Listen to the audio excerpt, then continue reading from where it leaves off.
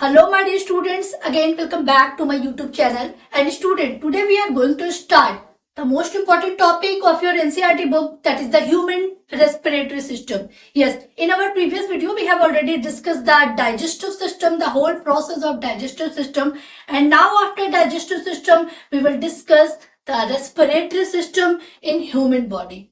Okay, so let's get started.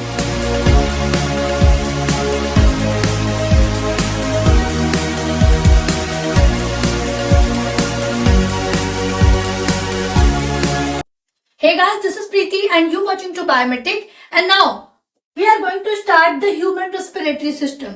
Human respiratory system क्या होता है my dear students, और हम इसे digestive system के बाद ही क्यों पढ़ रहे हैं? हमने पढ़ा था कि जो हमारी लाइफ प्रोसेस होती है वो 4 प्रोसेस के थ्रू कंप्लीट होती है. ओके, बट हम रिस्पेक्टिवली ही प्रोसेस को क्यों पढ़ते हैं? Just because of कि all the process are interconnected with each other.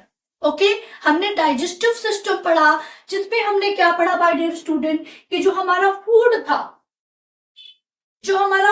था वो हमारे माउथ के थ्रू, ठीक है, फूड किस फॉर्म में था? स्टार्च के फॉर्म में था, ठीक है, और ये स्टार्च हमारे मुंह में जाके सलाइवा के साथ मिक्स हुआ और उसके बाद में कार्बोहाइड्रेट में कन्वर्ट हुआ. कार्बोहाइड्रेट्स के बाद ये फूड पूरी तरह से कन्वर्ट हो गया ग्लूकोज के अंदर, ठीक है. This food is totally converted into glucose, ठीक है. ग्लूकोज के अंदर में ये फूड हमारा कन्वर्ट हो गया. ग्लूकोज एक सिंपलर फॉर्म था. ओके, फैट से ग्लूकोज में कन्वर्ट हो गया था फूड. नाउ अब इस ग्लूकोज का क्या होगा? ग्लूकोज तो हमारी बॉडी में जाके डाइजेस्ट हो गया था, लेकिन अब इस ग्लूकोज का होगा क्या? ठीक है, तो नाउ अब ये कनेक्ट हो जाता है रेस्पिरेटरी सिस्टम से, जस्ट बिकॉज ऑफ कि अब ये ग्लूकोज जो है वो फर्दर ब्रेक डाउन होगा मेरे बच्चों, और दोबारा से सिंपलर फॉर्म में टूट के एनर्जी बनाएगा एटीपी के फॉर्म में, and that is the process of respiratory system. Okay, so according to the definition, how can you define the respiration? The respiration, it is the process where digested food is oxidized. जो food हमारा digest हुआ था वो oxidised होगा. अब how oxidised होगा? Oxidise का mean क्या होगा भाई? यहाँ पे डाइजेस्टेड फूड ऑक्सीडाइज्ड. अब यहाँ पे तो ऑक्सीजन की बात आ रही है. अब ऑक्सीजन कहाँ से आ गया? बात करेंगे बच्चों, सारी बातों को क्लियर करेंगे. It is the process by which digested food is oxidized to release energy. It is called the respiration. Okay? Now, digested food is oxidized. ये जो हमारा फूड था, ये ग्लूकोज है, ये ऑक्सीडाइज्ड होगा. कैसे ऑक्सीडाइज्ड होगा? तो डेफिनेटली हम लोग रेस्पिरेशन पढ़ रहे हैं, तो यहाँ पे रेस्पिरेशन से पहले हम एक प्रोसेस पढ़ते हैं. Respiration is totally the chemical process. Okay, respiration, it is the chemical process. It is the chemical process. And also it is the cellular process. ठीक है? Why cellular process? Because cell के अंदर में होती है. It is totally internal process. But respiration से पहले हमें एक चीज की जरूरत पड़ेगी, वो है ऑक्सीजन. क्योंकि जो फूड ऑक्सीडाइज्ड होगा मेरे बच्चों, वो ऑक्सीजन के साथ ही ऑक्सीडाइज्ड होगा, और वो ऑक्सीजन हम कैसे लेंगे? एयर के थ्रू और अपने नाक के थ्रू. इनहेलेशन एंड एक्सहेलेशन आपने पढ़ा होगा. ओके, तो this is the process, that is the breathing. That is the breathing. Now बच्चों की प्रॉब्लम होती है कि अगर किसी ने पूछा कि व्हाट इज रेस्पिरेशन, तो वो कहते हैं भाई सांस लेना, दैट इज द रेस्पिरेशन. अगर हम सांस ले रहे हैं तो रेस्पिरेशन हो रहा. No, this is not the correct answer. Okay, because सांस लेना it just a breathing process. Just inhale, exhale, this is only the breathing process. This is the physical process, external process. Okay, breathing सिर्फ oxygen को intake करना, ठीक है, intake oxygen and exhale CO2. Oxygen को intake करना और CO2 को exhale करना, that is the breathing. But how we can connect the breathing to respiration? Respiration की प्रोसेस को कंप्लीट होने के लिए मेरे बच्चों ब्रीदिंग की जरूरत पड़ेगी, बिकॉज फूड को ऑक्सीडाइज्ड करने के लिए ऑक्सीजन की रिक्वायरमेंट है और वो ऑक्सीजन हमें ब्रीदिंग प्रोसेस के थ्रू ही मिलती है.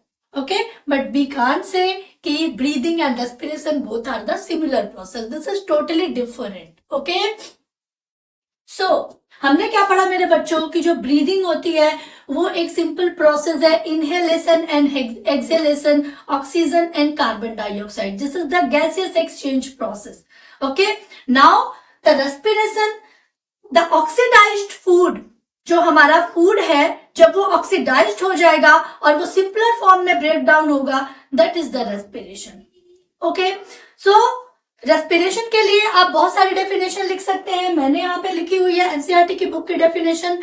यू कैन फॉलो दैट और you can also write the definition, the breakdown of the glucose in the simpler form. ठीक है, आप क्या लिख सकते हैं मेरे बच्चों? Breakdown of glucose into simpler form to produce energy. This is respiration. ठीक है, ग्लूकोज का फर्दर ब्रेकडाउन होना और एनर्जी की प्रोडक्शन करना, that is the respiration. This is the chemical process, because ये हमारी सेल्स के अंदर होगी, सेलुलर प्रोसेस होती है और उसके अंदर बहुत सारे एंजाइम्स वर्क करेंगे, तो हम कह सकते हैं कि पूरी तरह से केमिकल प्रोसेस होता है. ओके, तो आई होप कि आपको ये टॉपिक क्लियर है कि what is the respiration and what is the breathing, how we can connect nutrition with respiration. Okay, because हमने क्या पढ़ा कि जो न्यूट्रिशन के थ्रू हमारा फूड, जो स्टार्च था, जब वो ग्लूकोज में कन्वर्ट हो गया था in the process of digestive system, now this food is oxidized and form energy.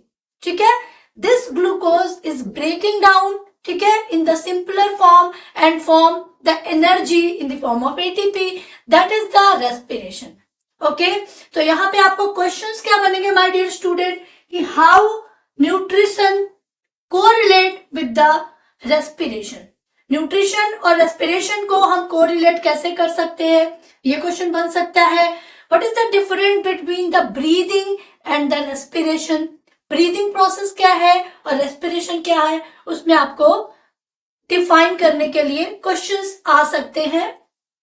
And आपसे पूछा जा सकता है डेफिनेशन क्या होती है रेस्पिरेशन की. तो यहाँ पर ये छोटी छोटी चीजें हैं जो बेसिक फंडामेंटल्स हैं टॉपिक के, वो क्लियर हो गए.